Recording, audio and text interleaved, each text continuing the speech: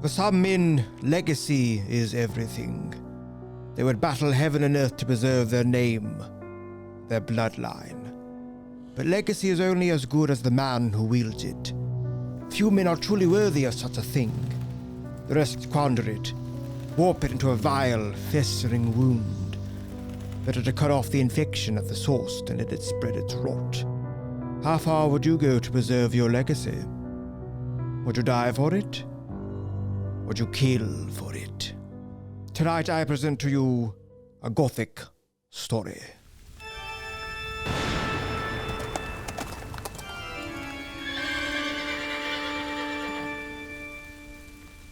The Castle of Otranto by Horace, Walpole. Manfred, the Prince of Otranto, had one son and one daughter. The latter, a most beautiful virgin, aged 18, was called Matilda. Conrad the son was 3 years younger, a homely youth, sickly, and of no promising disposition, yet he was the darling of his father, who never showed any symptoms of affection to Matilda. Manfred had contracted a marriage for his son with the Marquis of Vicenza's daughter, Isabella, and she had already been delivered by her guardians in the hands of Manfred, that he might celebrate the wedding as soon as Conrad's infirm state of health would permit. Manfred's impatience for this ceremonial was remarked by his family and neighbours, the former, indeed, apprehending the severity of their prince's disposition, did not dare to utter their surmises on this precipitation. Hippolyta, his wife, an amiable lady, did sometimes venture to represent the danger of marrying their only son so early, considering his great youth and greater infirmities. But she never received any other answer than reflections on her own sterility, who had given him but one heir. His tenants and subjects were less cautious in their discourses. They attributed this hasty wedding to the prince's dread of seeing accomplished an ancient prophecy, which was said to have pronounced that the castle and lordship of Otranto should pass from the present family, whenever the real owner should be grown too large to inhabit it. It was difficult to make any sense of this prophecy, and still less easy to conceive what it had to do with the marriage in question. Yet these mysteries, or contradictions, did not make the populace adhere the less to their opinion. Young Conrad's birthday was fixed for his espousal. The company was assembled in the chapel of the castle, and everything ready for beginning the divine office, when Conrad himself was missing. Manfred, impatient of the least delay, and who had not observed his son retire, dispatched one of his attendants to summon the young prince. The servant, who had not stayed long enough to have crossed the court to Conrad's apartment, came running back breathless, in a frantic manner, his eyes staring and foaming at the mouth. He said nothing, but pointed to the court. The company were struck with terror and amazement. The Princess Hippolyta, without knowing what was the matter, but anxious for her son, swooned away. Manfred, less apprehensive than enraged at the procrastination of the nuptials, and at the folly of his domestics, asked imperiously what was the matter. The fellow made no answer, but continued, pointing towards the courtyard, and at last, after repeated questions put to him, cried out, "Oh, the helmet! The helmet!" In the meantime, some of the company had run into the court, from whence was heard a confused noise of shrieks, horror, and surprise. Manfred, who began to be alarmed at not seeing his son, went himself to get information of what occasioned this strange confusion. Matilda remained endeavouring to assist her mother, and Isabella stayed for the same purpose, and to avoid showing any impatience for the bridegroom, for whom, in truth, she had conceived little affection. The first thing that struck Manfred's eyes was a group of his servants endeavouring to raise something that appeared to him a mountain of sable plumes. He gazed without believing his sight. "What are ye doing?" cried Manfred wrathfully. "Where is my son?" A volley of voices replied. "Oh, my lord, the prince, the helmet, the helmet!" Shocked with these lamentable sounds, and dreading he knew not what, he advanced hastily. But what a sight for a father's eyes! He beheld his child dashed to pieces, and almost buried under an enormous helmet, 100 times more large than any casque ever made for a human being, and shaded with a proportionable quantity of black feathers. The horror of the spectacle, the ignorance of all around how this misfortune had happened, and above all, the tremendous phenomenon before him, took away the prince's speech. Yet his silence lasted longer than even grief could occasion. He fixed his eyes on what he wished in vain to believe a vision, and seemed less attentive to his loss than buried in meditation on the stupendous object that had occasioned it. He touched, he examined the fatal casque, nor could even the bleeding, mangled remains of the young prince divert the eyes of Manfred from the portent before him. All who had known his partial fondness for the young Conrad were as much surprised as their prince's insensibility, as thunderstruck themselves at the miracle of the helmet. They conveyed the disfigured corpse into the hall, without receiving the least direction from Manfred. As little was he attentive to the ladies who remained in the chapel. On the contrary, without mentioning the unhappy princesses, his wife and daughter, the first sounds that dropped from Manfred's lips were, "Take care of Lady Isabella." The domestics, without observing the singularity of this direction, were guided by the affection of their mistress to consider it as peculiarly addressed to her situation, and flew to her assistance. They conveyed her to her chamber more dead than alive, and indifferent to all the strange circumstances he heard, except the death of her son. Matilda, who doted on her mother, smothered her own grief in amazement, and thought of nothing but assisting and comforting her afflicted parent. Isabella, who had been treated by Hippolyta like a daughter, and who returned that tenderness with equal duty and affection, was scarce less assiduous about the princess, at the same time endeavouring to partake and lessen the weight of sorrow which she saw Matilda strove to suppress, for whom she had conceived the warmest sympathy of friendship. Yet her own situation could not help finding its place in her thoughts. She felt no concern for the death of young Conrad, except commiseration, and she was not sorry to be delivered from a marriage which had promised her little felicity, either from her destined bridegroom, or from the severe temper of Manfred, who, though he had distinguished her by great indulgence, had imprinted her mind with terror, from his causeless rigour to such amiable princesses as Hippolyta and Matilda. While the ladies were conveying the wretched mother to her bed, Manfred remained in the court, gazing on the ominous casque, and regardless of the crowd which the strangeness of the event had now assembled around him. The few words he articulated tended solely to inquiries, whether any man knew from whence it could have come. Nobody could give him the least information. However, as it seemed to be the sole object of his curiosity, it soon became so to the rest of the spectators, whose conjectures were as absurd and improbable as the catastrophe itself was unprecedented.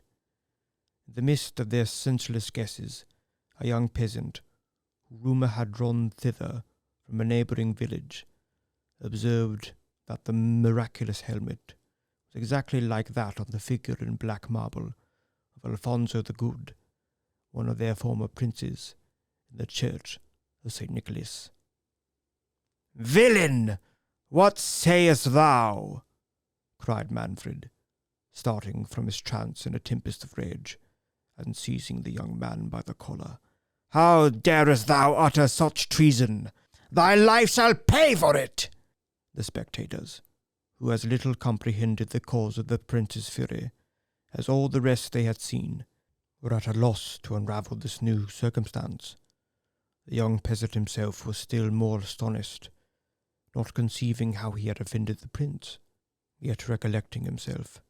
With a mixture of grace and humility, he disengaged himself from Manfred's grip, and then with an obeisance, which discovered more jealousy of innocence than dismay, he asked with respect, of what was he guilty?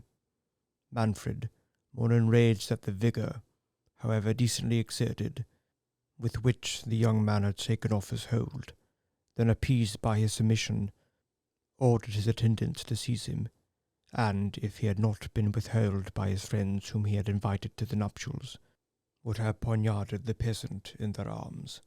During this altercation, some of the vulgar spectators had run to the great church, which stood near the castle, and came back open-mouthed, declaring that the helmet was missing from Alfonso's statue. Manfred, at this news, grew perfectly frantic, and as if he sought a subject on which to vent the tempest within him, he rushed again on the young peasant, crying, "Villain!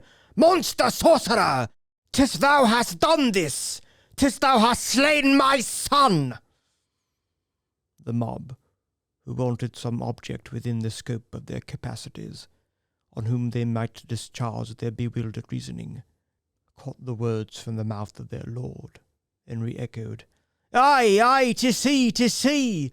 He has stolen the helmet from the good Alfonso's tomb, and dashed out the brains of our young prince with it," never reflecting how enormous the disproportion was between the marble helmet that had been in the church and that of steel before their eyes, nor how impossible it was for a youth seemingly not 20 to wield a piece of armour so prodigious a weight. The folly of these ejaculations brought Manfred to himself. Yet whether provoked at the peasant having observed the resemblance between the two helmets, and thereby led to the farther discovery of the absence of that in the church, or wishing to bury any such rumour under so impertinent a supposition, he gravely pronounced that the young man was certainly a necromancer, and that till the church could take cognizance of the affair, he would have the magician, whom they had thus detected, kept prisoner under the helmet itself, which he ordered his attendants to raise, and placed the young man under it, declaring he should be kept there without food, with which his own infernal art might furnish him. It was in vain for the youth to represent against this preposterous sentence. In vain did Manfred's friends endeavour to divert him from this savage and ill-grounded resolution. The generality were charmed with their lord's decision, which to their apprehensions carried great appearance of justice, as the magician was to be punished by the very instrument with which he had offended. Nor were they struck with the least compunction at the probability of the youth being starved, for they firmly believed that, by his diabolic skill, he could easily supply himself with nutriment. Manfred thus saw his commands even cheerfully obeyed, and appointed a guard with the strict orders to prevent any food being conveyed to the prisoner. He dismissed his friends in attendance, and retired to his chamber, after locking the gate of the castle, in which he suffered none but his domestics to remain. In the meantime the care and zeal of the young ladies had brought the Princess Hippolyta to herself, who amidst the transports of her own sorrow frequently demanded news of her lord, would have dismissed her attendants to watch over him, and at last enjoined Matilda to leave her, and visit and comfort her father. Matilda, who wanted no affectionate duty to Manfred, though she trembled at his austerity, obeyed the orders of Hippolyta, whom she tenderly recommended to Isabella, and inquiring of the domestics for her father, was informed that he was retiring to his chamber, and had commanded that nobody should have admittance to him. Concluding that he was immersed in sorrow for the death of her brother, and fearing to renew his tears by the sight of his sole remaining child, she hesitated whether she should break in upon his affliction, yet solicitude for him, backed by the commands of her mother, encouraged her to venture disobeying the orders he had given, a fault she had never been guilty of before. The gentle timidity of her nature made her pause for some minutes at his door. She heard him traverse his chamber backwards and forwards with disordered steps, a mood which increased her apprehensions. She was, however, just going to beg admittance when Manfred suddenly opened the door, and as it was now twilight, concurring with the disorder of his mind, he did not distinguish the person, but asked angrily who it was. Matilda replied, trembling, "My dearest father, it is I, your daughter." Manfred, stepping back hastily, cried, "Begone! I do not want a daughter!" and flinging back abruptly, clapped the door against the terrified Matilda. She was too well acquainted with her father's impetuosity to venture a second intrusion. When she had a little recovered the shock of so bitter a reception, she wiped away her tears to prevent the additional stab that the knowledge of it would give to Hippolyta, who questioned her in the most anxious terms on the health of Manfred, and how he bore his loss. Matilda assured her he was well, and supported his misfortunes with manly fortitude. "But will he not let me see him?" said Hippolyta mournfully. "Will he not permit me to blend my tears with his, and shed a mother's sorrow in the bosom of her lord? Or do you deceive me, Matilda? I know how Manfred doted on his son. Is not the stroke too heavy for him? Has he not sunk under it? You do not answer me. Alas, I dread the worst. Raise me, my maidens. I will see my lord. Bear me to him instantly. He is dearer to me than even my children." Matilda made signs to Isabella to prevent Hippolyta's rising, and both those lovely young women were using their gentle violence to stop and calm the princess, when a servant, on the part of Manfred, arrived and told Isabella that his lord demanded to speak with her. "With me?" cried Isabella. "Go," said Hippolyta, relieved by a message from her lord. "Manfred cannot support the sight of his family. He thinks you less disordered than we are, and dreads the shock of my grief. Console him, dear Isabella, and tell him I will smother my own anguish rather than add to his." As it was now evening, the servant who conducted Isabella bore a torch before her. When they came to Manfred, who was walking impatiently about the gallery, he started and said hastily, "Take away that light and be gone." Then shutting the door impetuously, he flung himself upon a bench against the wall, and bade Isabella sit by him. She obeyed, trembling. "I sent for you, lady," said he, and then stopped under great appearance of confusion. "My lord!" "Yes, I sent for you on a matter of great moment," he resumed. "Dry your tears, young lady. You have lost your bridegroom. Yes, cruel fate! And I have lost the hopes of my race. But Conrad was not worthy of your beauty." "How, my lord?" said Isabella. "Sure you do not suspect me of not feeling the concern I ought. My duty and my affection would have always—" "Think no more of him," interrupted Manfred. "He was a sickly, puny child, and heaven has perhaps taken him away, that I might not trust the honours of my house on so frail a foundation. The line of Manfred calls for numerous supports. My foolish fondness for that boy blinded the eyes of my prudence, but it is better as it is. I hope in a few years to have reason to rejoice at the death of Conrad." Words cannot paint the astonishment of Isabella. At first she apprehended that grief had distorted Manfred's understanding. Her next thought suggested that this strange discourse was designed to ensnare her. She feared that Manfred had perceived her indifference for his son, and in consequence of that idea she replied, "Good my lord, do not doubt my tenderness. My heart would have accompanied my hand. Conrad would have engrossed all my care, and wherever fate shall dispose of me, I shall always cherish his memory, and regard your highness and the virtuous Hippolyta as my parents." "Curse on Hippolyta!" cried Manfred. "Forget her from this moment as I do. In short, lady, you have missed a husband undeserving of your charms. They shall now be better disposed of. Instead of a sickly boy, you shall have a husband in the prime of his age, who will know how to value your beauties, and who may expect a numerous offspring." "Alas, my lord," said Isabella, "my mind is too sadly engrossed by the recent catastrophe in your family to think of another marriage. If ever my father returns, and it shall be his pleasure, I shall obey, as I did when I consented to give my hand to your son.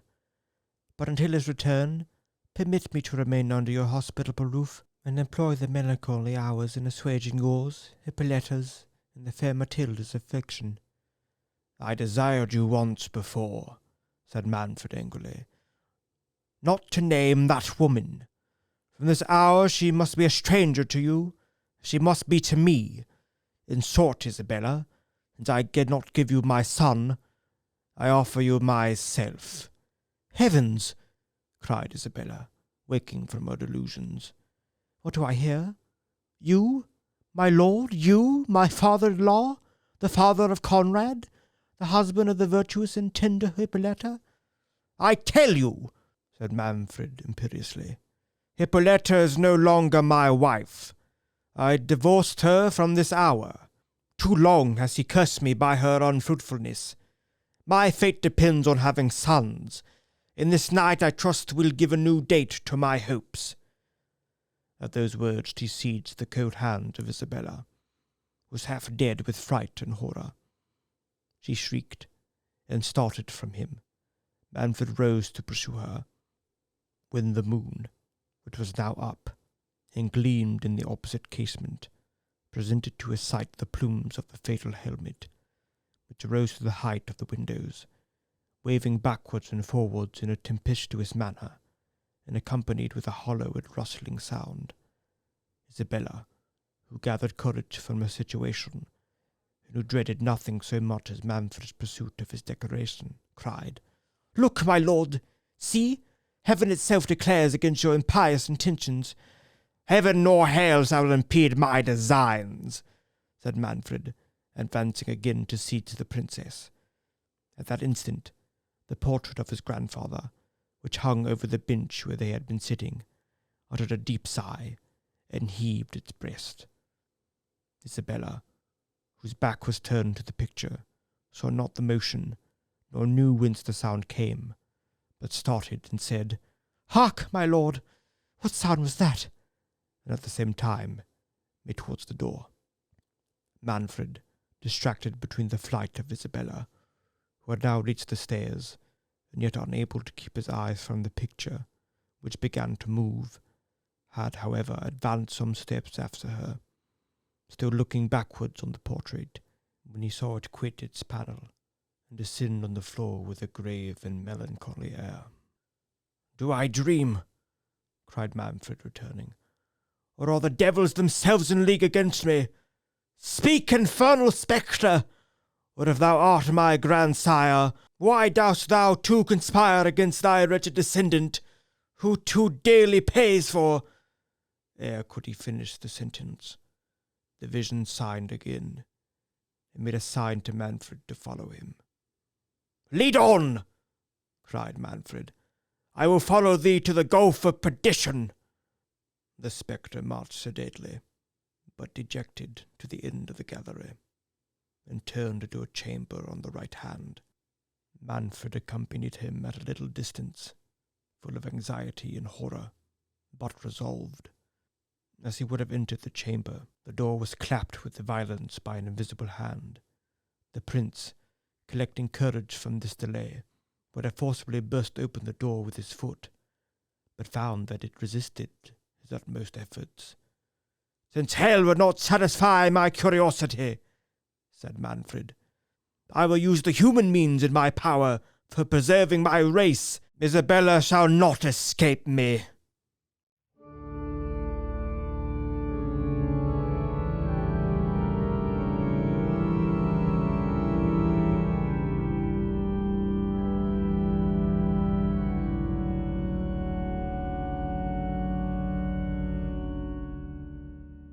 The lady, whose resolution had given way to terror the moment she had quitted Manfred, continued her flight to the bottom of the principal staircase. There she stopped, not knowing whether to direct her steps, nor how to escape from the impetuosity of the prince. The gates of the castle, she knew, were locked, and guards placed in the court. Should she, as her heart prompted her, go and prepare Hippolyta for the cruel destiny that awaited her? She did not doubt but Manfred would seek her there, and that his violence would incite him to double the injury he meditated, without leaving room for them to avoid the impetuosity of his passions. Delay might give him the time to reflect on the horrid measures he had conceived, or produce some circumstance in her favour. If she could, for that night at least, avoid his odious purpose, yet where conceal herself? How avoid the pursuit he would infallibly make throughout the castle? As these thoughts passed rapidly through her mind, she recollected a subterraneous passage which led from the vaults of the castle to the church of St. Nicholas. Could she reach the altar before she was overtaken, she knew even Manfred's violence would not dare to profane the sacredness of the place. She determined, if no other means of deliverance offered, to shut herself up for ever among the holy virgins, whose convent was contiguous to the cathedral. In this resolution, she seized the lamp that burned at the foot of the staircase, and hurried towards the secret passage. The lower part of the castle was hollowed into several intricate cloisters. It was not easy for one under so much anxiety to find the door that opened into the cavern. An awful silence reigned throughout those subterraneous regions, except now and then some blasts of wind that shook the doors she had passed, and which, grating on the rusty hinges, were re-echoed through that long labyrinth of darkness. Every murmur struck her with new terror, yet more she dreaded to hear the wrathful voice of Manfred urging his domestics to pursue her. She trod as softly as impatience would give her leave, yet frequently stopped and listened to hear if she was followed. In one of those moments she thought she heard a sigh. She shuddered, and recoiled a few paces. In a moment she thought she heard the steps of some person. Her blood curdled. She concluded it was Manfred. Every suggestion that horror could inspire rushed into her mind. She condemned her rash flight, which had thus exposed to his rage in a place where her cries were not likely to draw anybody to her assistance. Yet the sound seemed not to come from behind. If Manfred knew where she was, he must have followed her. She was still in one of the cloisters, and the steps she had heard were too distinct to proceed from the way she had come. Cheered with this reflection, and hoping to find a friend in whoever was not the prince, she was going to advance, but a door that stood ajar, at some distance to the left, was opened gently. But ere her lamp, which she held up, could discover who opened it, the person retreated precipitately on seeing the light. Isabella, who every incident was sufficient to dismay, hesitated whether she should proceed. Her dread of Manfred soon outweighed every other terror. The very circumstance of the person avoiding her gave her a sort of courage. It could only be, she thought, some domestic belonging to the castle. Her gentleness had never raised her an enemy, and conscious innocence made her hope that, unless sent by the prince's order to seek her, his servant would rather assist than prevent her flight. Fortifying herself with these reflections, and believing by what she could observe that she was near the mouth of the subterraneous cavern, she approached the door that had been opened, but a sudden gust of wind that met her at the door extinguished her lamp, and left her in total darkness. Words cannot paint the horror of the princess's situation. Alone in so dismal a place, her mind imprinted with all the terrible events of the day, hopeless of escaping, expecting every moment the arrival of Manfred, and far from tranquil on knowing she was within reach of somebody, she knew not whom, who for some cause seemed concealed thereabouts. All these thoughts crowded on her distracted mind, and she was ready to sink under her apprehensions. She addressed herself to every saint in heaven, and inwardly implored their assistance. For a considerable time she remained in agony of despair. At last, As softly as was possible, she felt for the door, and having found it, entered trembling into the vault from whence she had heard the sigh and steps. It gave her a kind of momentary joy to perceive an imperfect ray of clouded moonshine gleam from the roof of the vault, which seemed to be fallen in, and from whence hung a fragment of earth or building, she could not distinguish which, that appeared to have been crossed inwards. She advanced eagerly towards this chasm, when she discerned a human form standing close against the wall. She shrieked, believing it the ghost of her betrothed comrade. The figure, advancing, said, in a submissive voice, "Be not alarmed, lady. I will not injure you."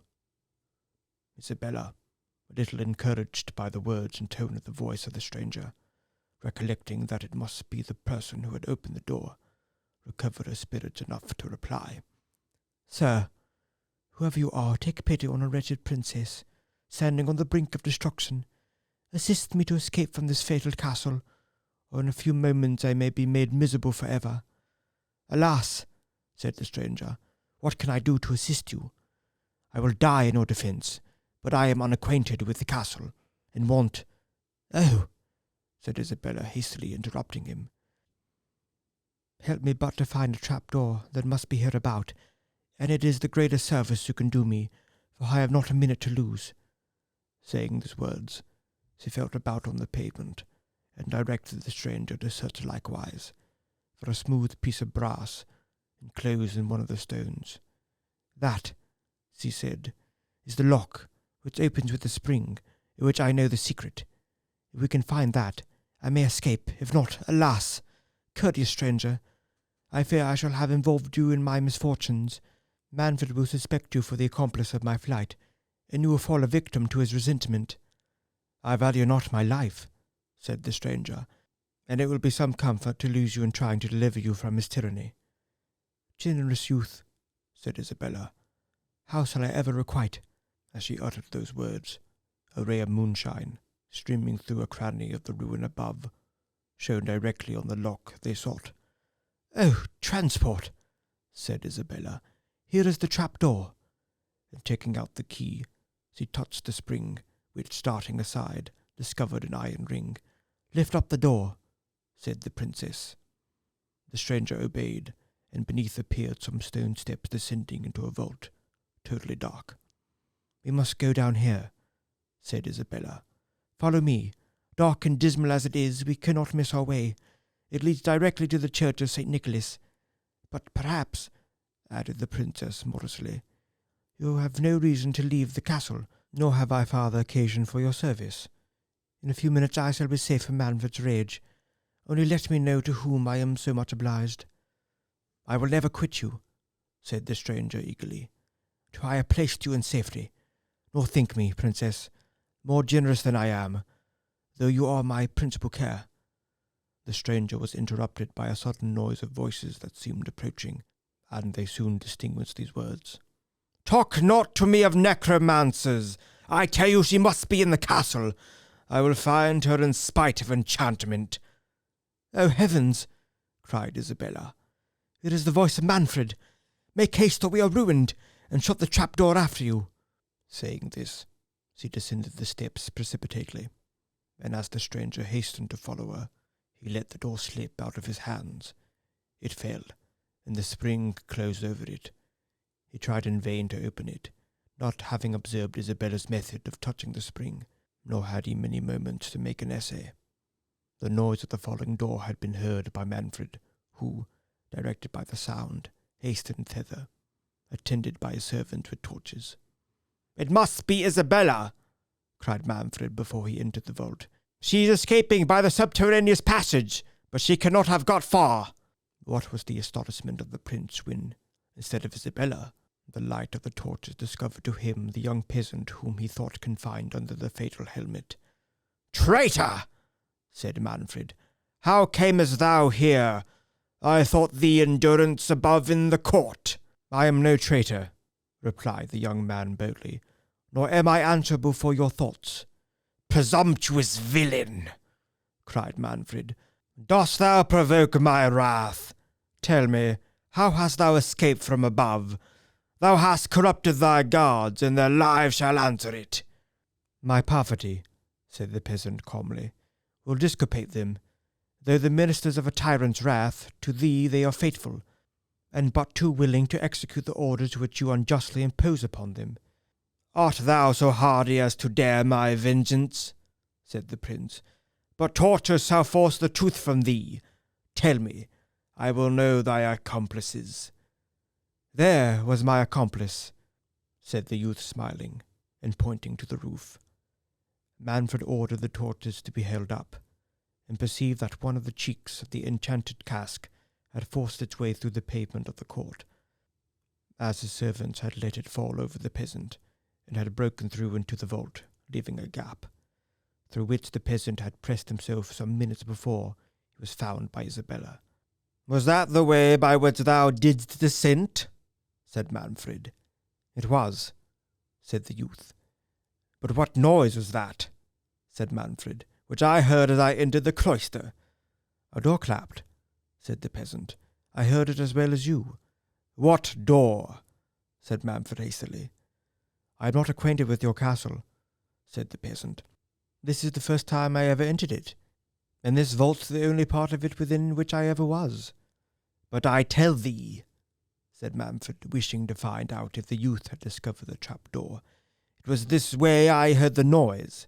My servants heard it too. My lord, interrupted one of them officiously, to be sure it was the trap-door, and he was going to make his escape. Peace, blockhead, said the prince angrily. If he was going to escape, how should he come to this side? I will know from his own mouth what noise it was I heard. Tell me truly. Thy life depends on thy veracity. My veracity is dearer to me than my life, said the peasant. Nor would I purchase the one by forfeiting the other. Indeed, young philosopher, said Manfred contemptuously. Tell me, then, what was the noise I heard? Ask me what I can answer, he said, and put me to death instantly if I tell you a lie. Manfred, growing impatient at the steady valour and indifference of the youth, cried, Well then, thou man of truth, answer! Was it the fall of the trap-door that I heard? It was, said the youth. It was, said the prince. And how didst thou come to know there was a trap-door here? I saw the plate of brass by a gleam of moonshine, he replied. But what told thee it was a lock? Said Manfred. How didst thou discover the secret of opening it? Providence, that delivered me from the helmet, was able to direct me to the spring of a lock, he said. Providence would have gone a little further and have placed thee outside of the reach of my resentment, said Manfred. When Providence has taught thee to open the lock, it abandoned thee for a fool, who did not know how to make use of its favours. Why didst thou not pursue the path pointed out for thy escape? Why didst thou shut the trap-door before thou hadst descended the steps? I might ask you, my lord, said the peasant, how I, totally unacquainted with your castle, was to know that those steps led to any outlet. But I scorn to evade your questions. Whether those steps led to, perhaps I should have explored the way. I could not be in a worse situation than I was. But the truth is, I let the trapdoor fall. Your immediate arrival followed. I had given the alarm. What imported it to me whether I seized a minute sooner or a minute later? Thou art a resolute villain for thy years, said Manfred. Yet on reflection I suspect thou dost but trifle with me. Thou hast not yet told me how thou didst open the lock. That I will show you, my lord, said the peasant, and, taking up a fragment of stone that had fallen from above, he laid himself on the trap-door, and began to beat on the piece of brass that covered it, meaning to gain time for the escape of the princess. This presence of mind, joined to the frankness of the youth, staggered Manfred. He had even felt a disposition towards pardoning one who had been guilty of no crime. Manfred was not one of those savage tyrants who wanton in cruelty unprovoked. The circumstances of his fortune had given an asperity to his temper, which was naturally humane, and his virtues were always ready to operate, when his passions did not obscure his reason. While the prince was in this suspense, A confused noise of voices echoed through the distant vaults. As the sound approached, he distinguished the clamour of some of his domestics, whom he had dispersed through the castle in search of Isabel, calling out, "Where is my lord? Where is the prince?" "Here I am," said Manfred as they came nearer. "Have you found the princess?" The first that arrived replied, "Oh, my lord, I am glad we have found you." "Found me?" said Manfred. "Have you found the princess?" "We thought we had, my lord," said the fellow, looking terrified. But what?" cried the prince. "Has she escaped?" "Jaquez and I, my lord." "Yes, I and Diego," interrupted the second, who came up in still greater consternation. "Speak one of you at a time," said Manfred. "I ask, where is the princess?" We do not know," said they both together. "But we are frightened out of our wits." "So I think, blockheads," said Manfred. "What is it has scared you thus?" "Oh, my lord," said Jaquez, "Diego has seen such a sight. Your highness would not believe our eyes." "What new absurdity is this?" cried Manfred. "Give me a direct answer, or by heaven—" "Why, my lord, if it pleases your highness to hear me," said the poor fellow. "Diego and I—" "Yes, I and Jaquez," cried his comrade. "Did I not forbid you to speak both at a time?" said the prince. "You, Jaquez, answer, for the other fool seems more distracted than thou art. What is the matter?" "My gracious lord," said Jaquez, "if it please your highness to hear me, Diego and I, according to your highness's orders, went to search for the young lady, but being comprehensive that we might meet the ghost of my young lord, your highness's son, God rest his soul, as he has not received Christian burial." "Sot!" cried Manfred in rage. "It is only a ghost, then, that thou hast seen." "Oh, worse, worse, my lord," cried Diego. "I had rather have seen 10 old ghosts." "Grant me patience," said Manfred. "These blockheads distract me. Out of my sight, Diego. And thou, Jaquez, tell me in one word, art thou sober? Art thou raving?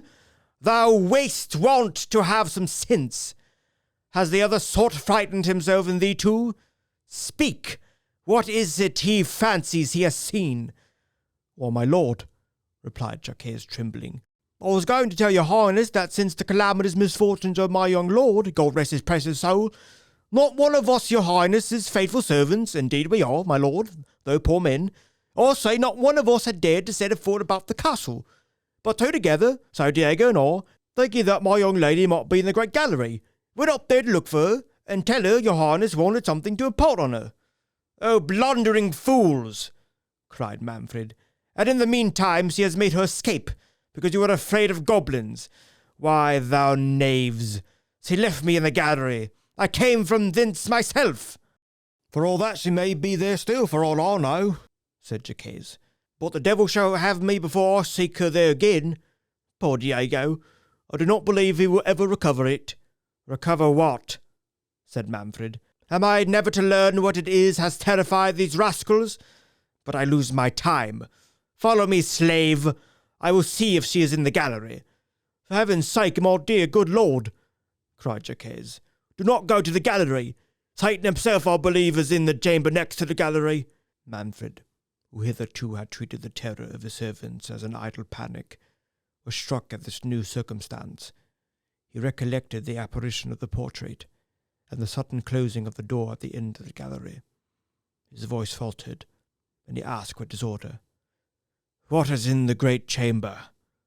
"My lord," said Jaquez, "when Diego and I came into the gallery, he went first, for he said he had more courage than I. So when we came into the gallery, we found nobody. We looked under every bench and stool, and still we found nobody." "Are all the pictures in their places?" said Manfred. "Yes, my lord," answered Jaquez, "but we did not think of looking behind them." "Well, well," said Manfred, "proceed." "When we came together to the door of the great chamber," continued Jaquez, "we found it shut, and you could not open it," said Manfred. "Oh, yes, my lord. Would to heaven we had not," he replied. "Nay, it was not I neither. It was Diego. He was grown foolhardy. It would go on, though I advised him not. If I ever open a door that is shut again. Trifle not, said Manfred, shuddering, but tell me what you saw in the great chamber on opening the door. I, my lord, Jacques said. I was beyond Diego, but I heard the noise. Jacques, said Manfred in a solemn tone of voice, tell me, I adjure thee by the souls of my ancestors, what was it thou sawest? What was it thou heardest? It was Diego saw it, my lord, it was not I, replied Jacques. I only heard the noise.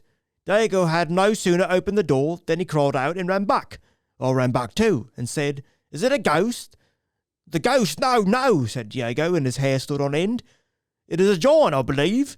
He is all clad in armour, for I saw his foot and part of his leg. They are as large as the helmet below in the court.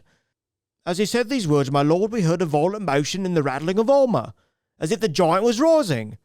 For Diego has told me since that he believed the giant was lying down, for the foot and leg were stretched at length on the floor.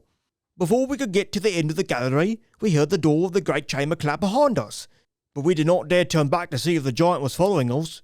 Yet, now I think on it, we must have heard him if he had pursued us. But for heaven's sake, my good lord, send for the chaplain, and have the castle exercised, for certain it is enchanted. I pray to you, my lord, cried all the servants at once. We must leave your highness's service. Peace, dotards, said Manfred, and follow me. I will know what all this means. We, my lord, cried they with one voice. We will not go up to the gallery for your highness's revenue. The young peasant, who had stood silent, now spoke. Will your highness, he said, permit me to try this adventure? My life is of consequence to nobody. I fear no bad angel, and have offended no good one.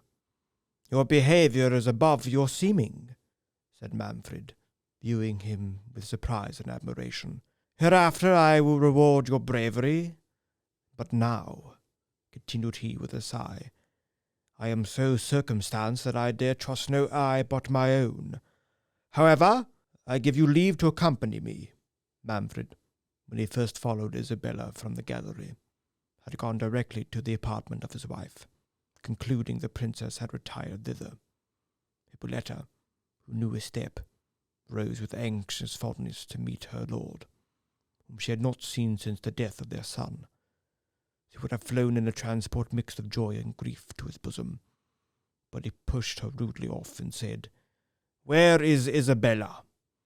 Isabella, my lord? Said the astonished Hippolyta. Yes, Isabella, cried Manfred imperiously.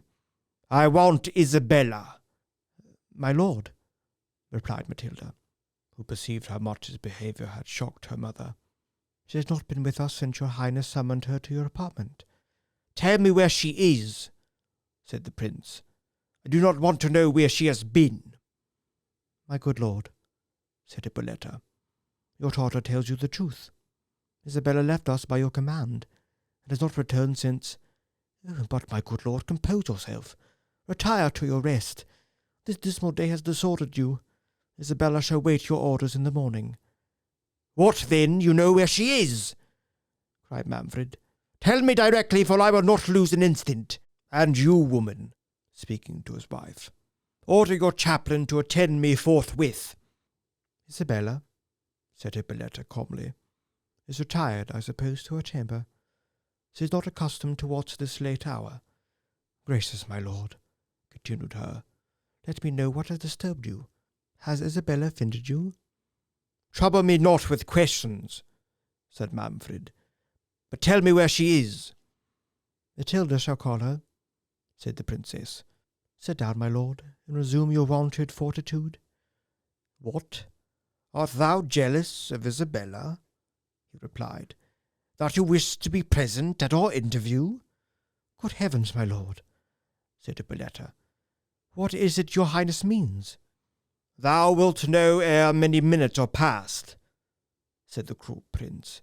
Send your chaplain to me, and wait my pleasure here. At these words he flung out of the room in search of Isabella, leaving the amazed ladies thunderstruck with his words and frantic deportment, and lost in vain conjectures on what he was meditating.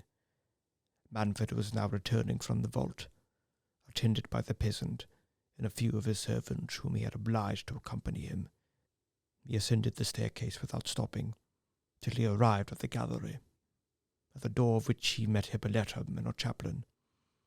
When Diego had been dismissed by Manfred, he had gone directly to the princess's apartment with the alarm of what he had seen. That excellent lady, who no more than Manfred doubted of the reality of the vision, yet affected to treat it as a delirium of the servant.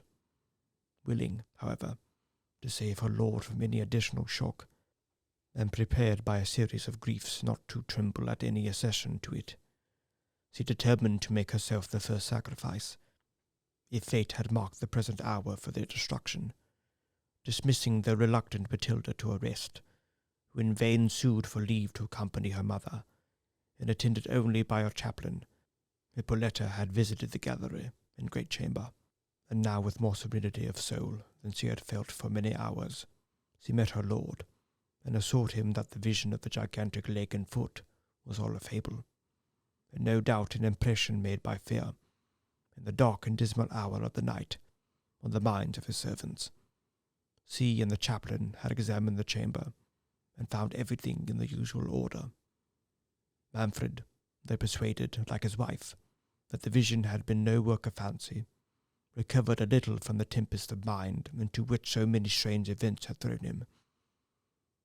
Ashamed, too, of this inhuman treatment of a princess, who returned every injury with new marks of tenderness and duty, he felt returning love forcing itself into his eyes, but not less ashamed of feeling remorse towards one against whom he was inwardly meditating a yet more bitter outrage. He curbed the yearnings of his heart, and did not dare to lean even towards pity. The next transition of his soul was to exquisite villainy. Presuming on the unshaken submission of Hippolyta, he flattered himself that she would not only acquiesce with patience to a divorce, but would obey, if it was his pleasure, in endeavouring to persuade Isabella to give him her hand. But ere he could have indulged this horrid hope, he reflected that Isabella was not to be found.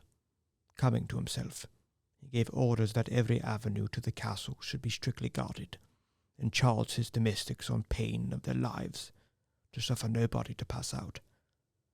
The young peasant, to whom he spoke favourably, he ordered to remain in a small chamber on the stairs, in which there was a pallet bed, and the key of which he took away himself, telling the youth he would talk with him in the morning. Then, dismissing his attendants, and bestowing a sullen kind of half-nod on Hippolyta, he retired to his own chamber.